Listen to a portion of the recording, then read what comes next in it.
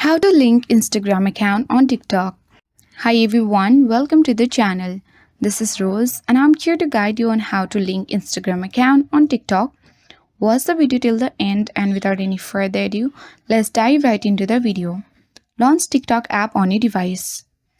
Tap on profile icon at bottom right corner of the screen.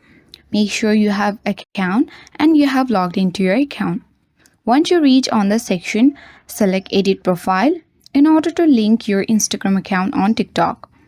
Once you're on this Edit Profile section, you will see a bunch of options like name, username, bio, and links.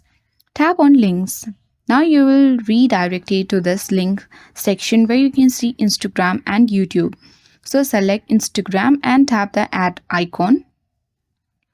Later, you will get landed on the section where you have to enter the login credentials of your Instagram and tap the login button.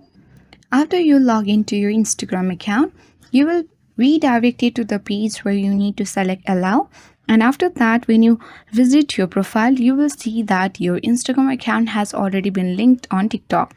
That's all for today. Hope this video helped you. If you are new to our channel, hit the like button and subscribe for more tech and tips videos. Thank you for watching. See you in the next video.